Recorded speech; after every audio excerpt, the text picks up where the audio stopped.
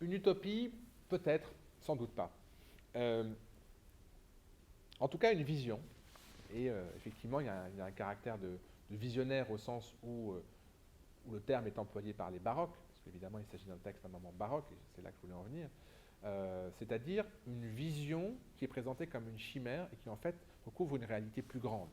Ce qu'on appelle les visionnaires, ce sera le terme pour les fous. D'accord.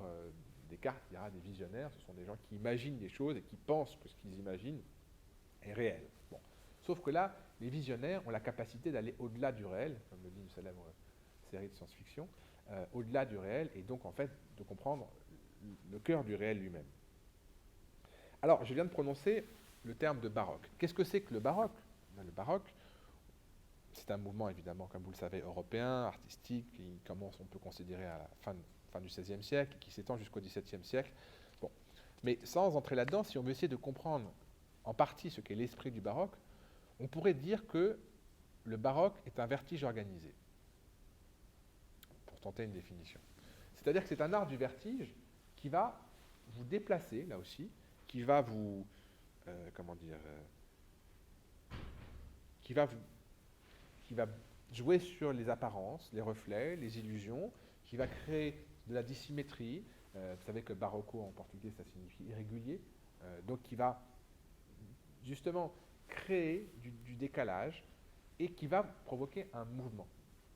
C'est un art du mouvement. Si vous voyez le Bernin, par exemple, les statues du Bernin ou de Borromini à Rome, c'est un art où on figure dans la pierre le mouvement. Et donc, l'idée, c'est bien l'idée d'un déplacement, l'idée d'un mouvement. Et c'est cet enjeu du déplacement qui est au cœur de Cyrano de Bergerac. En fait, ce qui compte, c'est le voyage.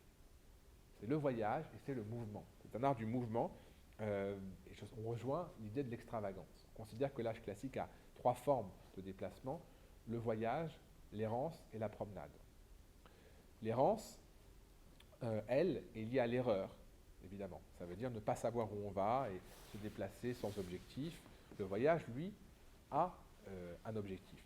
Eh bien, la particularité chez Cyrano, c'est que voyage et errance sont en fait fondus. C'est-à-dire que finalement, on procède par rupture, par saut, par moment, et on n'est plus dans la certitude de ce qu'on va trouver, on est plutôt dans un chemin qui se constitue et qui s'invente à mesure.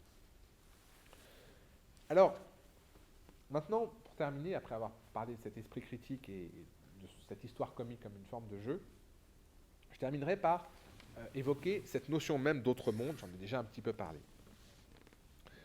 Alors, cet autre, eh bien, n'est autre que nous-mêmes, évidemment, en très bonne partie. C'est-à-dire qu'il y a évidemment un fond satirique et critique dans ce texte qui est omniprésent.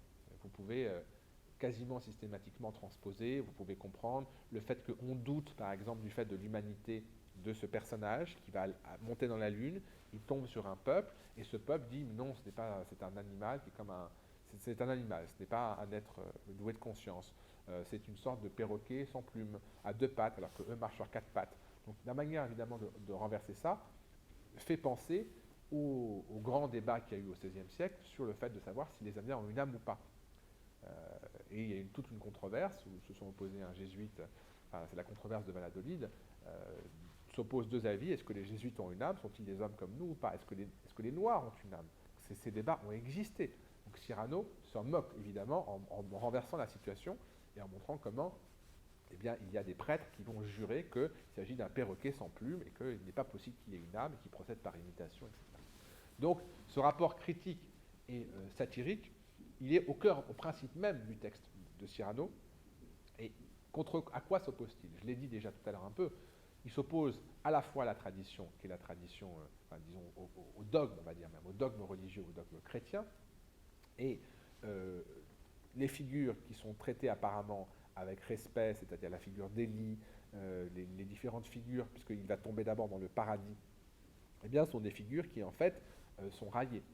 Et lorsque Cyrano conclut en disant « J'espère que nous serons préservés, j'espère qu'il n'y aura pas de missionnaires qui seront envoyés de la Terre à la Lune afin de ne pas être corrompus », le but, c'est que ce soit les gens de la Lune qui ne soient pas corrompus par la Bible.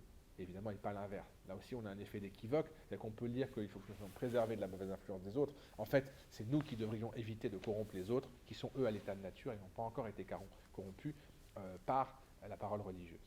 Donc, là aussi, on est dans cette espèce de jeu qui fait que on doit arriver à comprendre entre les lignes, et il y a une image très forte qui fonctionne du texte, c'est lorsque Cyrano tombe dans le paradis qui est très terrestre pour le coup, il tombe dans ce paradis et il mord dans un fruit par mégarde, et ce fruit, c'est le fruit de l'arbre de la connaissance. Or, apprend-on, ce fruit a une écorce qui rend complètement ignorant, mais son cœur vous donne le savoir absolu.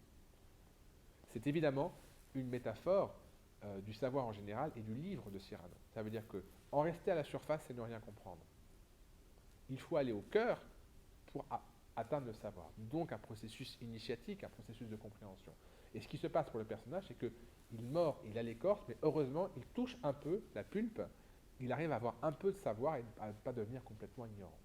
Donc ça, c'est évidemment une image même du travail libertin, du travail critique, qui vise à dépasser ces apparences et atteindre la pulpe, un substantifique moelle, comme disait Rabelais auparavant, l'époque humaniste qui n'est pas sans rappeler justement l'époque libertine.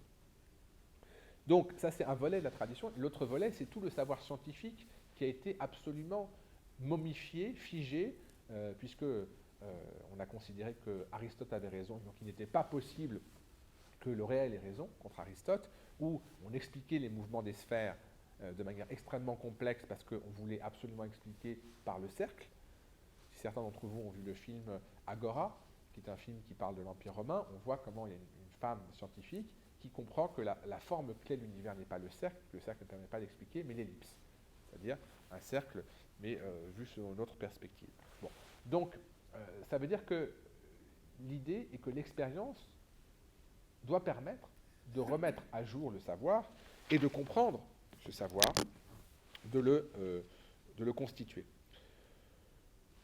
Donc, le savoir est bien ce qui est à fonder, la religion est ce qui est à dépasser, au nom d'un matérialisme, j'en ai un petit peu parlé. Ce matérialisme, ça n'est pas un matérialisme simplement,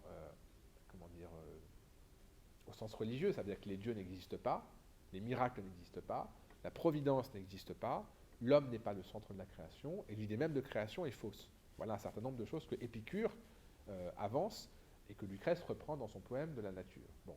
Donc, il y a ces fondements. La conséquence est qu'il faut étudier la nature de manière expérimentale, par exemple avec les atomes, l'idée même de l'atome est chez Épicure, avec l'idée d'un travail scientifique et avec l'idée que le monde est matière. Et donc que le monde doit pouvoir être compris, et au même moment, Descartes, lui, procède par les mathématiques à une forme de compréhension du monde uniquement grâce au nombre. C'est le passage d'une logique des qualités à une logique des quantités. Logique des qualités qui était celle d'Aristote. Par exemple, pourquoi est-ce que la pierre tombe? Parce que la pierre, qui est un corps lourd, est attirée par le lourd. Pourquoi est-ce que etc. Ça veut dire qu'on va donner des qualités aux choses, et c'est les qualités qui vont permettre de comprendre. Alors que si on passe à une mathématisation du monde, eh bien, désormais, tout est nombre, finalement. Tout est figure et mouvement, comme l'a dit Descartes en géomètre. Donc, ça veut dire que ce monde de matière, on peut le comprendre, on doit l'expérimenter, et à partir de là, eh bien, l'enjeu est de construire la machine qui va nous permettre de décoller. Et c'est tout le début de Cyrano de Bergerac, tout le début de l'autre monde, c'est comment arriver à gagner la Lune, eh bien, par des expériences avec des machines, et ces machines vont nous permettre de dépasser la nature, vont nous permettre d'aller ailleurs, elles vont nous permettre de nous envoler. Et c'est bien cette tension entre la machine et l'envol, et toutes les manières d'arriver à monter là-haut, eh bien, c'est ce qui peut en fait être la bonne métaphore pour cet ouvrage. C'est l'ouvrage lui-même et cette machine qui va nous permettre de décoller, ce qui fait que toutes les figures de l'élévation, qui étaient des figures religieuses que vous voyez dans les tableaux de Poussin, c'est la manière dont on va s'élever au ciel, on va monter au ciel. Et bien désormais, on ne monte plus au ciel pour des raisons religieuses, on y monte pour des raisons scientifiques. Ça veut dire que l'élévation a pris un autre sens, et donc elle a pris une autre portée qui est une portée intellectuelle, qui est une portée critique, mais elle permet un véritable envol, et elle permet d'aller à la découverte d'un ailleurs qui, encore une fois, n'est jamais que le reflet plus ou moins inversé, plus ou moins déformé de ce monde-ci. Voilà, j'espère que ça vous aura donné envie d'aller visiter l'autre monde, et je vous souhaite un bon voyage.